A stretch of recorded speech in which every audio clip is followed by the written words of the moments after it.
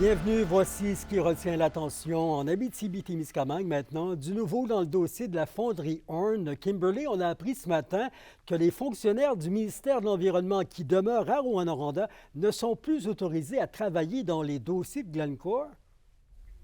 Le gouvernement Legault considère qu'il y a un conflit d'intérêts en raison du processus du recours collectif et cette décision est vivement critiquée par Guillaume Bouvrette, président du syndicat de professionnels du gouvernement du Québec.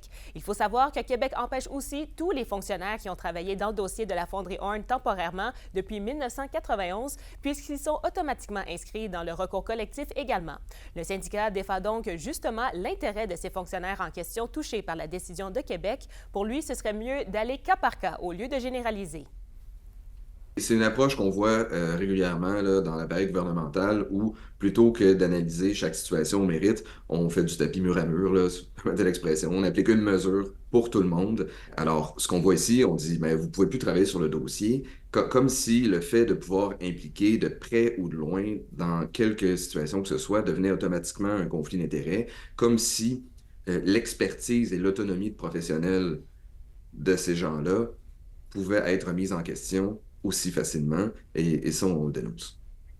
Et j'ai également parlé à la porte-parole du comité arrêt, Nicole Desgagnés, qui est aussi du même avis que M. Bouvrette. Elle trouve qu'il est inconcevable de faire venir des fonctionnaires d'ailleurs pour traiter des dossiers entourant la fonderie Horn. Le fait de se priver de l'expertise des gens sur place pour toute la durée du recours collectif n'est pas justifié, selon elle. Surtout au fait que la durée du processus entourant le recours collectif peut s'étendre entre 10 et 15 ans. Personne sur place qui va surveiller l'environnement, qui va surveiller ce qui se passe, qui va être capable de réagir vite, qui va suivre ce dossier-là. On va avoir du monde de partout, pigistes, ça n'a aucun bon sens. C'est comme si on ne faisait pas confiance aux fonctionnaires, mais moi, je vais tourner ça à l'envers. C'est comme si le gouvernement a peur, là, et il ne se sent pas correct, qu'il y a quelque chose qui se passe. En tout cas, c'est pas rassurant de voir qu'on est prêt à pas avoir de gens sur place. On n'est pas... Ces gens-là, on peut leur faire confiance. C'est des professionnels qui ont des règles à suivre. Il n'y a pas de raison qu'ils ne travaillent pas comme avant. Et le président du syndicat de professionnels du Québec va continuer de défendre les intérêts des fonctionnaires de Rouyn-Noranda. Il n'a pas l'intention pour l'instant d'intervenir davantage dans cette affaire. Bien, merci, Kimberly. Christian Beaulieu doit démissionner de son poste de président d'Hockey Abitibi-Témiscamingue. C'est ce que réclame le Conseil de la Nation Anishinaabe de Lac-Simon en réaction à l'exclusion des Apollos rouges M15 de Val-d'Or de la Coupe Ram prévue en fin de semaine.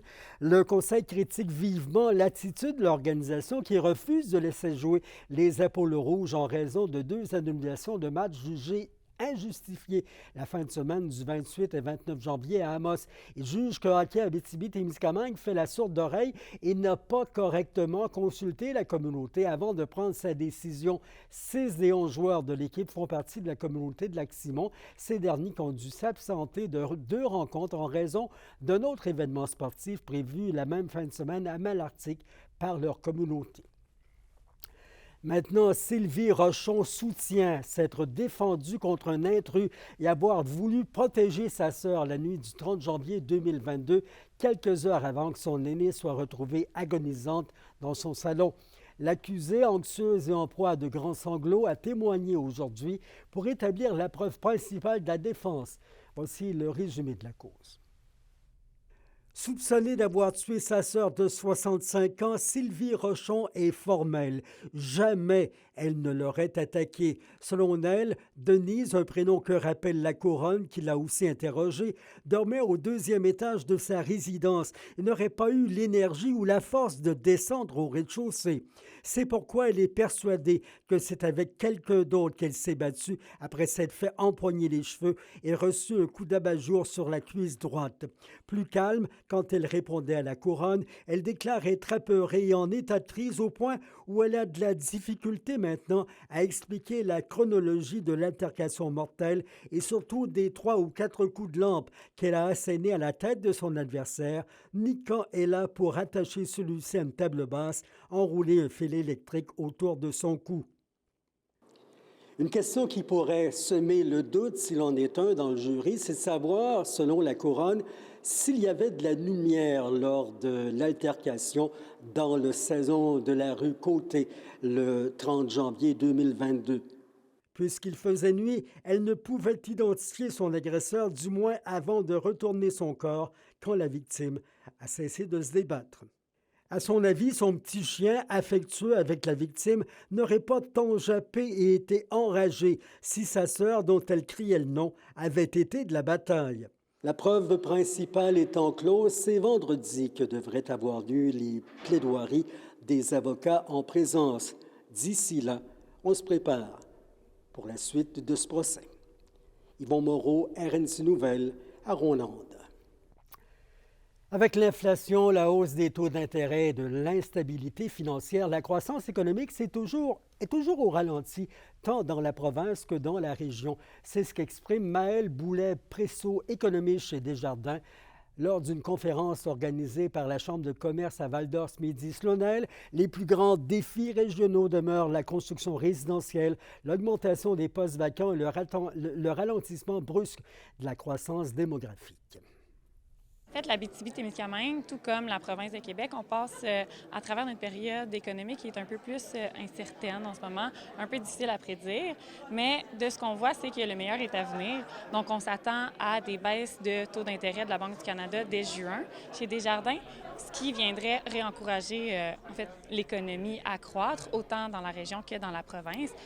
La Sûreté du Québec a procédé aujourd'hui à une opération nationale en sécurité routière. Les policiers interviennent sur les comportements problématiques pour conscientiser les conducteurs et augmenter le sentiment de sécurité sur l'ensemble du réseau routier. La SQ rappelle que les causes principales de collisions mortelles sont la conduite imprudente, les excès de vitesse et les capacités de conduite affaiblies. Une analyse a aussi démontré que dans 21% des collisions mortelles, une ou plusieurs personnes ne portaient pas leur ceinture de sécurité. Les intervenants des centres d'amitié autochtones des villes de Sainte-Terre et de Val-d'Or vont participer demain, comme ça a été le cas aujourd'hui, au Forum sur la gouvernance en santé autochtone. L'événement organisé par le Mouvement des centres d'amitié autochtones au Québec vise à mettre en lumière les progrès liés aux services et aux soins offerts par les cliniques en santé autochtone. 15 ans après l'ouverture de la première clinique novatrice à Val-d'Or, 8 établissements prodiguent aujourd'hui des soins adaptés aux réalités des Premières Nations. 3 autres de ces centres sont en développement, notamment à Sainte-Terre et Chibougamau. Ce matin, à la Sarre, a eu lieu le dévoilement de la thématique de la 48e édition du Salon du livre de l'Abitibi-Témiscamingue et c'est sous le thème « Quand les mots se font entendre » que l'événement se déroulera du 23 au 26 mai à l'Aréna Nicole-Otto de la Sarre. L'identité des ambassadeurs est dévoilée. Il s'agit de l'autrice Claire Bergeron, originaire d'Abitibi-Ouest, et de l'auteur Daniel Brouillette. Au hockey junior majeur maritime et québécois se déroule le dernier duel de la saison, dis-je bien, entre les Huskies de Rouyn-Noranda et les Foreurs de Val-d'Or. Le match qui débute à 19h au centre Annico-Eagle à Val-d'Or. Les Huskies sont 3e au classement général. Les Foreurs, vous le savez, sont derniers en 18e place. Alors que la saison régulière se termine dans 3 jours, la Meute cumule 94 points derrière les Voltigeurs de Drummondville qui en ont 98.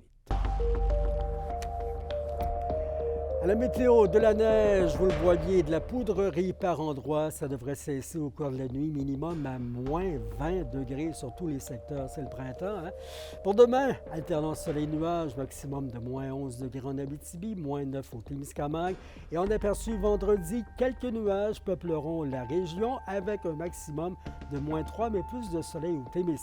C'était vos infos régionales, la plus grande des prudences à vous ce soir, s'il vous plaît, dans tous vos déplacements sur la route. Bonne soirée, à demain, 17h06. Merci d'avoir été là. On l'apprécie.